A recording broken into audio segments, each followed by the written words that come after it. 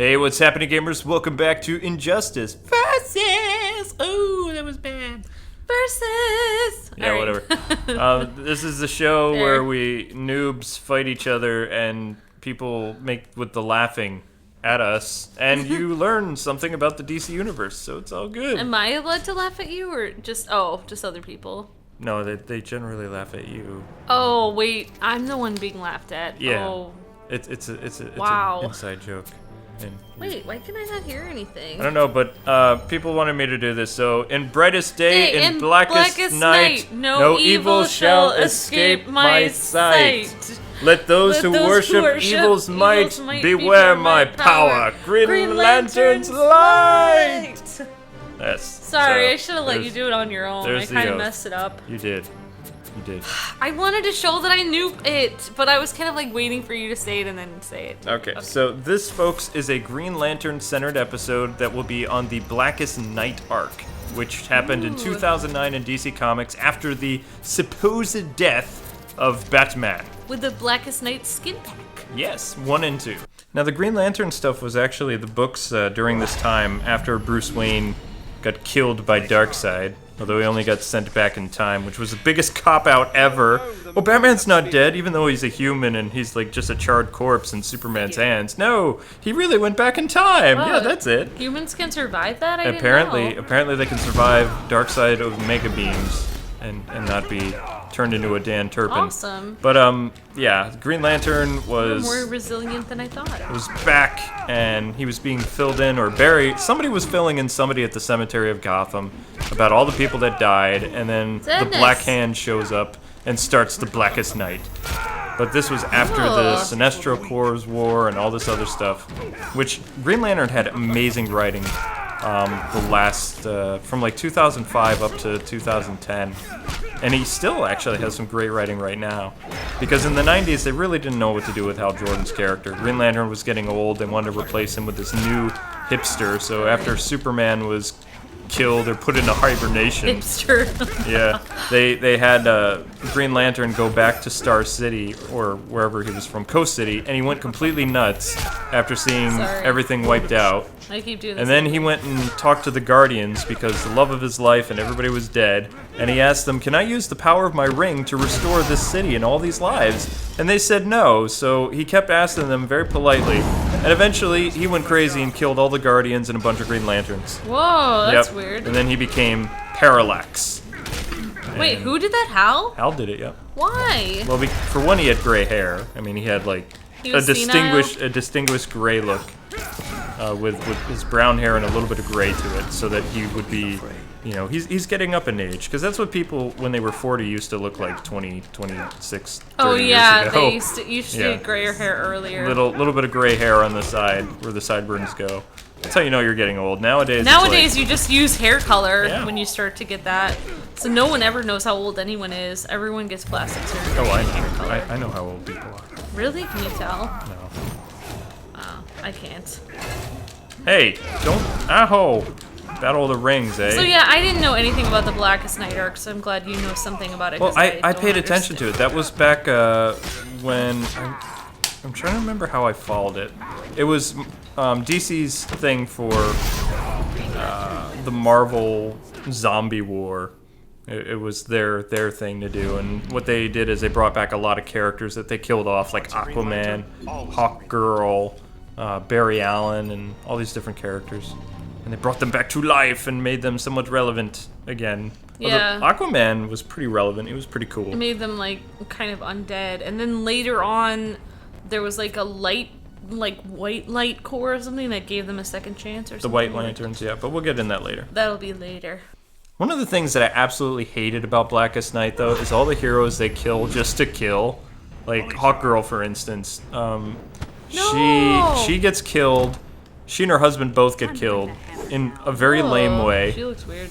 By zombies. They get killed by zombies, I believe it is. I believe it's Sue Darby, the wife of, I don't even remember all the characters involved. They bring back a lot of obscure characters that, you know, died because nobody really cared about them anymore. And some other sideliner Justice Leaguers. And she and Hawkman get killed in the worst way ever and become zombies. And then they were actually pretty cool zombies. But she looks awesome. Yeah, she like, does. as an evil person. Wait, when they were brought back, were they evil or were they yeah, good? of course they're evil. They're wow. part of the Black Hand, or they're a Black Lantern. Not But related to what's the really interesting about DC's version of the zombies, they can only really hurt you is if you're afraid of them. They interesting. They prey on, they suck on, they're like fear vampires, basically. Yes. So they'll kill you prey on your after you're terrified. It's kind of like the monsters in my closet and under my bed. Yeah. They're only there if I think they're there. And what's really funny, even though Bruce Wayne didn't die, when Superman, Wonder Woman, Green Lantern, Flash, and all these different heroes were at the gravesite when the Black Hand resurrected a corpse of Bruce Wayne, it wasn't until that point that Superman and all these other people became a part of the Black Hand because they were scared of Batman coming back to life. Like really? Yeah. Why would they be scared? Well, because of that? he was like their best friend and all this other stuff, and they prey on your emotions like these zombies. So they're like fear suckers and emotional suckers. Wait, they became part of the Black Hand because they were temporarily until Hal Jordan showed up as a White Lantern and saved everybody. Weird. Wow, that's some weird. Yeah, I'm glad you kind of explained it a little because I couldn't understand anything I was reading. It's too much to explain. The only thing that really you came away from it, Aquaman came back to life, and I didn't know Aquaman actually died because in the 90s they started to make Aquaman really cool again. He had a hook for a hand. He eventually got like this elemental hand that could turn into a sword. He had really cool storytelling, and this wasn't your Super Friends Aquaman. He was really cool, and apparently they turned him into a squid monster like before Blackest Night, and they killed him off in the lamest way possible. And some other guy replaced him as Aquaman. And then when he came back to life as an undead evil person, they killed Tempest, who was Aquaman's sidekick originally. It was Aquaboy. And he was one of my favorite characters. And a friend of Dick Grayson's. And they just kill him off like so easily. Yeah, I hate that when they just kill people off randomly. He's trying to defend Atlantis and Aquaman's wife, Miria. And Aquaman or Aquagirl or somebody walks up right behind Tempest and stabs him. And it's like, this dude has like so many awesome powers, and he goes out with a trident through the chest. Like, in one panel. In one stinking panel. It's like, what? This was DC Comics' Blackest Night. That's not an what honorable warrior's death there. No. So yeah, when I was reading this arc back in the day, that's actually Aquaman's classic costume. Like, that's his 90s costume, basically.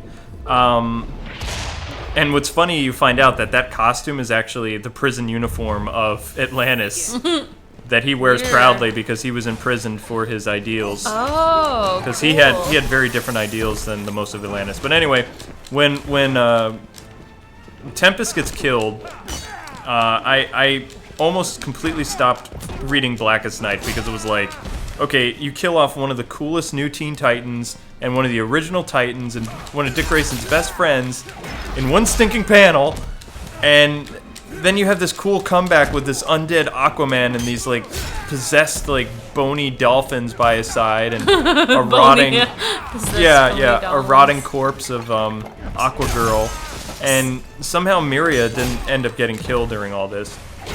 But when Aquaman came back, his stories were like really weird because his powers like only controlled dead sea life. This is after he was a White Lantern. Oh, so weird. he came back to life. They only controlled dead sea life. But he could only during the Blackest Night thing when he was a White Lantern, he could only like so control. You get like little corpses of fish at the bottom of the ocean and bring them to life. Yes. Like rotting corpses. Old dinosaurs and things like that. Yeah, it was pretty weird. I was just because it was like plesiosaurs and stuff. I was like, DC Comics, what are you doing? This is so strange. So weird. He would totally go back to normal. Why would he only control dead things? But Miria was really happy that he came back to life, but he was so depressed that he was alive again. He was like, for what purpose am I back? It was so peaceful Miria's in his death. wife, right? Yeah. Well, duh, for her. Oh my gosh, what do you mean for what purpose? And then I actually Better believe not say that around her. I'm pretty sure that eventually Miria ends up getting killed. Weird. Like shortly after he comes back to life, so his wife gets killed and That's stuff. annoying. And then everything got rebooted in the New 52 a while later because DC was like, you know what? This is all just totally messed up now. We have no idea where we're going with this. We've killed off Mirio. We've killed off all these other people. Reboot. Okay. Unfortunately, yeah, Doomsday. Because Superman killed Doomsday. So Doomsday came back as the Blackest Night. Wow, he looks even creepier than before. And that's what the Flash looked like. No more happy Flash. Oh, he's still kind of happy. But what reboot were you talking about from last time? The New 52. Oh, so that was Blackest Nights was like the that. last really big story arc before the return of Bruce Wayne. And then right around the time they started Batman Incorporated, that's when they did a complete reboot with Flashpoint. Yeah, because I was going to ask you if Blackest Night was even canon, because that doesn't even sound like it could have been. It was canon. That doesn't even make any sense. That's such a weird, dumb story to be canon. No, I would think that'd be an Elseworld story, like, because it's so weird. It's dumb. Why would you kill off everyone in the whole DC universe? Oh, they didn't kill off all the popular characters. They killed off a lot of the sideline and sidekick Flash characters. Is popular. No, Flash didn't die in it. He became a zombie for like an issue but he and a got half. Back? Yeah, this is after the Batman gave like Black Lantern rings out of his mouth and freaked out Superman, Flash, Wonder Woman, Donna Troy, no, not Aquaman. Can't even remember all the people there. Everybody but Hal. And turn them into Black Lanterns. Oh. And Hal comes and prevents all of them and gives them White Lantern rings, and Diana becomes a Purple Lantern. It's just so... It doesn't even make sense, all this stuff that happens. But awesome. Barry is not dead for a while. But supposedly the reason why everybody comes back to life is because all these characters... The Blackest Night exists because all these different characters that have come back from death, like Barry Allen, Hal Jordan, Clark Kent, Donna Troy, who was Wonder Woman's not daughter, she was like her sister or something, and she was in a relationship with Dick Grayson at one point too. She was Wonder Girl. She died. Okay. And when all these heroes came back from death, they kind of like changed the fabric of reality, so now zombies are possible or something. So Blackest Night is all those characters' fault. Green Arrow, etc. And that's what that was about. But it was just stupid. It was so... The only parts that I really enjoyed was Black Knight Batman, because the interaction between all the Robins and things like that. They had like a who's on first thing. Like Dick is trying to talk to Robin, and Tim and Damian keep answering what, and he's like, no, not that Robin, the other Robin. And they're like, which one? He's like, Red Robin, okay? Red Robin. You know, help me use this flamethrower on these zombies, and let's move our parents' corpses before they become zombies, and then become zombies anyway, and they have to fight their parents. That's weird. Yeah. But Blackest Night Batman. That's a conversation you never expect to have about your parents. Let's move your corpse so you don't become a zombie, okay, Dad? Yeah, Blackest Night Batman was such a cool issue because Dick was actually Batman at this point, and everybody, the only person who doesn't believe that Batman is really dead is Tim Drake. He's the master detective, and he really believes that Bruce isn't dead, and he does everything he can to prove that Batman's still alive. How can you think? I mean, what is his body like sitting there? Or oh, they have the body. They had the body, but they don't know if he's alive.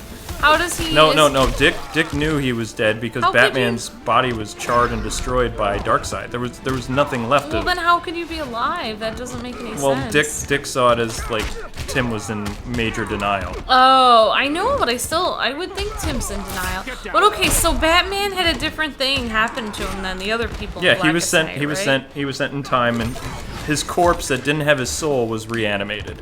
All right. See, I've heard of that, but I didn't know that was part of the Blackest Night arc. Yeah, it was. So. It was the only parts that were really interesting was the Batman arc, and because that's when it connected the Batman books like Batman R.I.P. and Battle of the Cowl and all this other stuff. And that had the Batman greatest, Reborn. as you say, the greatest pretty much duo with the happy Batman and depressed Robin, yeah. Yeah. And Tim Drake was kind of like this secret agent, like traveling the world, trying to find out stuff about what the League of Shadows knows about Bruce Wayne's existence in the past. Cool. They make Tim awesome. Then. Yeah. Well, Tim did beat up his girlfriend Stephanie, like because he, Sadness. he thought Stephanie was one of Dick's agents to send him to a happy home or something, or get Tim help, because Tim Tim was doing some pretty questionable things.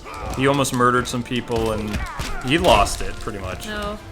He almost broke Batman's no-kill rule when he was fighting the League of Shadows. Well, I always like to think of the comics, like, I think of that as, like, a darker version than, like, the version I like to think about.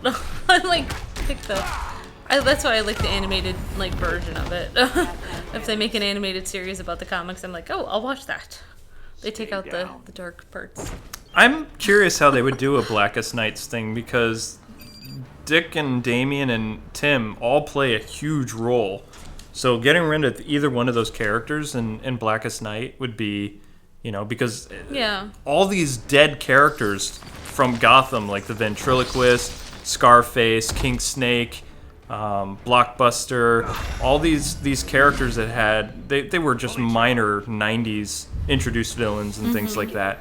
But they all played important roles to the shaping of the third Robin, Nightwing. Oh, right. And, even the Ventriloquist, like, not Crazy Quilt. There were so many villains that came back to life. Oh, the original Black Mask, too. Yeah. Because he was killed by Catwoman, so he went to go freak out Catwoman and the girl he tried to kill. Yeah.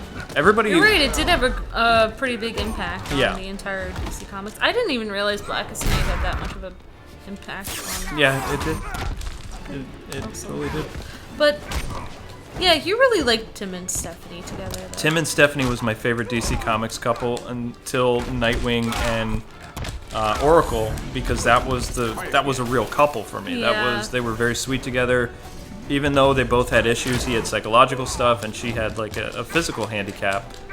They worked well together, and then I got so angry that DC, like so many years, tried to break them up, and then Dan Dido tried to kill off Nightwing.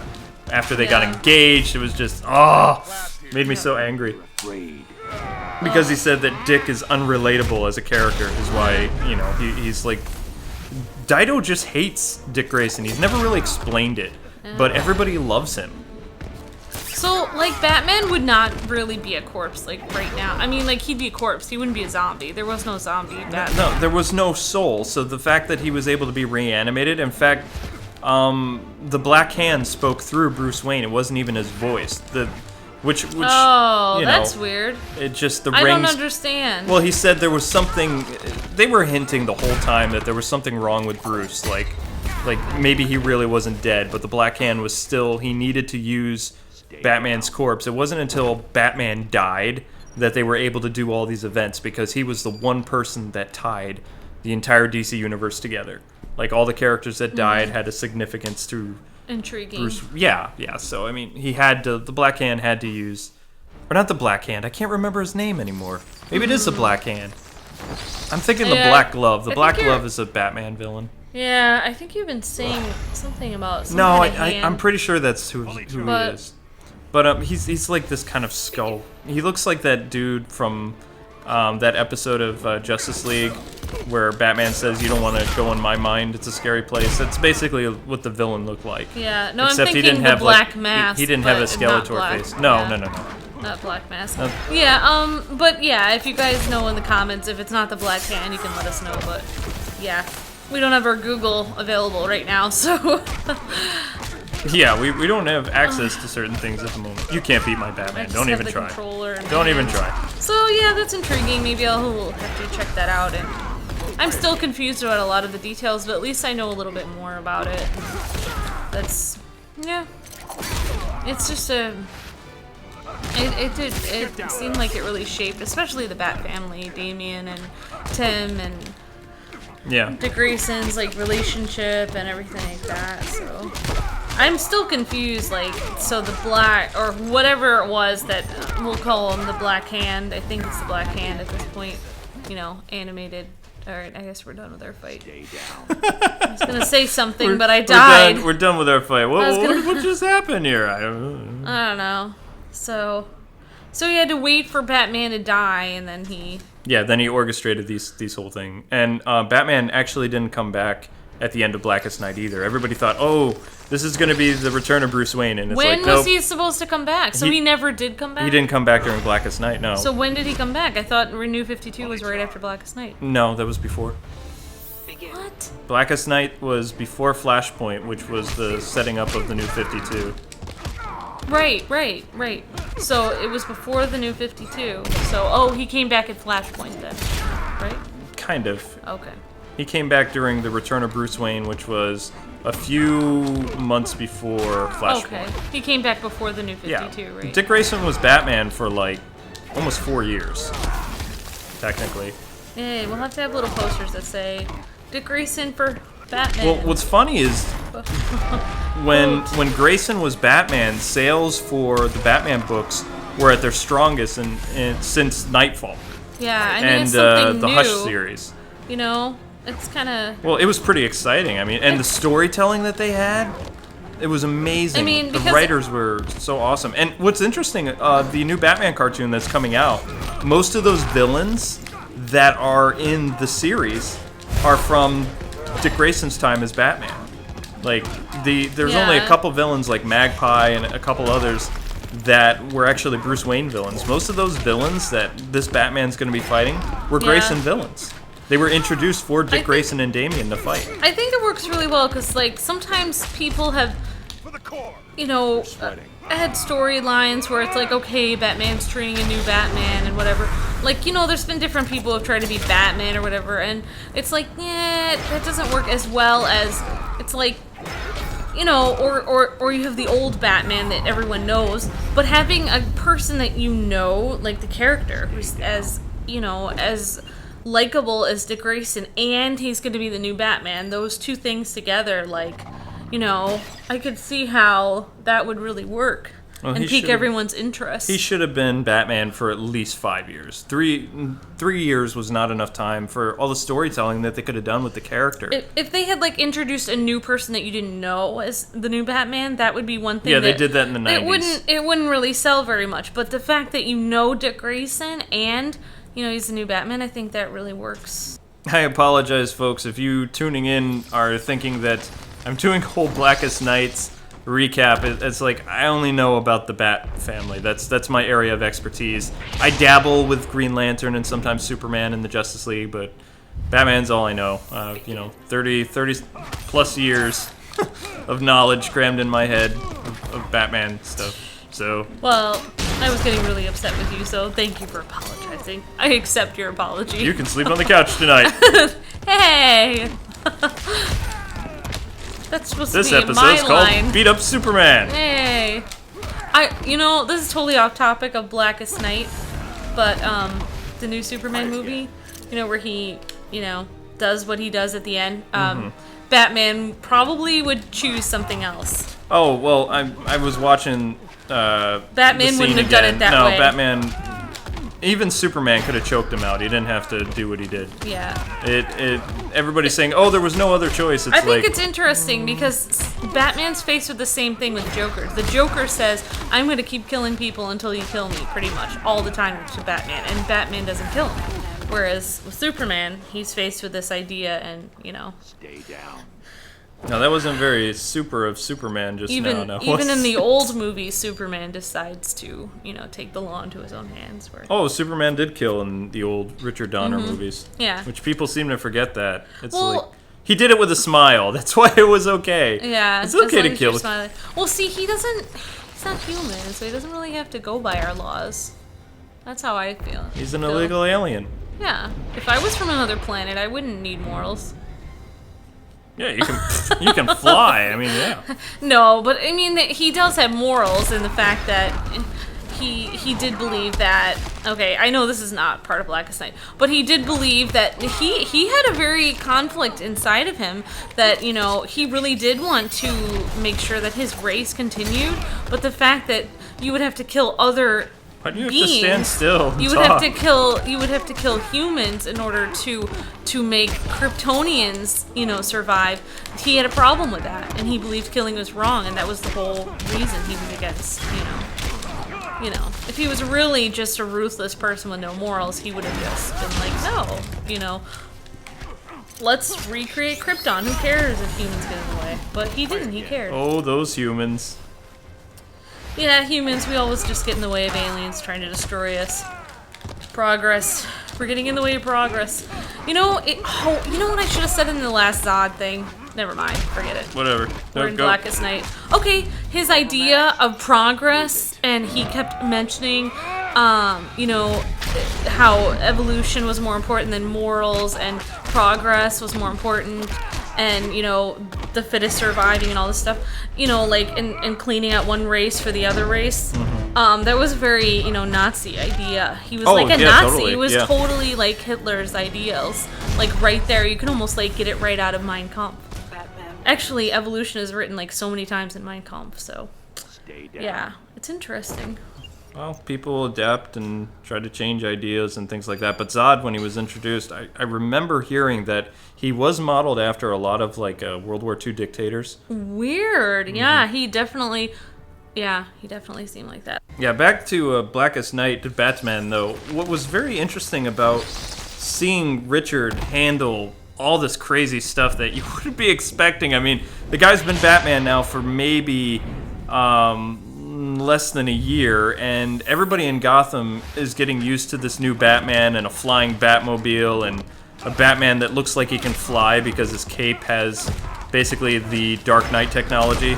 Like, and this Batman is also shorter. He smiles at police cameras and doesn't take evidence away from the police like Batman used to. Exactly. He calls Jim Commissioner, and even Commissioner Gordon knows it's not.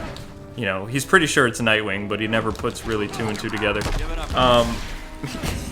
He's kind of like, you're a lot different than the last guy who was Batman. Like, before Bruce Wayne, he was talking about the 90s Gene Paul Valley Batman. He did the Batman voice and things like that. Dick definitely made Batman his own, but here you have, you know, Gotham's just starting to like this new Batman. He's kind of becoming the celebrity. He's got a very emo Robin. And all of a sudden, all these people that you fought who died, either by assassin's bullets, like the ventriloquist, or Black Mask and things like that, they're coming out of the ground and they're attacking citizens. And then, on top of all that, some of your friends from when you were a Teen Titan come back to life and start, like, messing around with you. And, you know, it's like, how do you really handle, like, all your loved ones and people you knew or respected and fought against coming back to life? Yeah, that's And the weird. way that Dick handled it is he didn't see them as people anymore. Yeah. Like, he was one of the few DC characters that was just like, these aren't the people that we knew. This is what we need to do to survive. Exactly. And he had this whole contingency plan, like Batman, where he had flamethrowers, and he and Red Robin are defending Gotham, like, at the graveyard with flamethrowers. You kind of think he's this happy-go-lucky, you know, guy who really doesn't, you know, see reality, but he actually is. He plans, and he's smarter than you think. Oh, he was a very smart Batman. You know what I think would have been great for Injustice, for the skin for this, is if they had Dick Grayson as Batman as the skin for the Blackest Night. Yeah, that would be That would have been awesome. They don't have enough Nightwing skins in this game. They should have his Batman costume as a Nightwing skin. Yeah. That would be amazing, because as Batman, he did use his electric sticks every once in a while. Because he's not a fighter the way that Batman is. He's a very acrobatic fighter. I mean, he tried to adapt some of Batman's fighting styles when he was Batman, but nothing really stuck all that well. Right. I heard Superman groan. He's like, I'm getting my butt kicked by a zombie Batman. But anyway, folks, that's going to conclude this episode of Blackest Night. I'm probably left out a ton of stuff. I suggest you check out the Blackest Night Batman arc, because the rest of the series is just way too confusing. It goes all over the place. It introduces characters and kills off tons of Titans in horrific zombie ways. Yeah, check out the happy Batman and emo Robin. Yeah, you can check out the Nightwing or Dick Grayson Batman books on Amazon and stuff like that. I suggest you do. And until the next time, don't forget to throw a batarang at the like button, or smile at it really hard, and so you can help this series out a lot. And we'll be back next time. Don't forget in the comments section to tell us who you'd like to see play as next. Thanks so much for watching, and until then, God bless and happy gaming. See ya.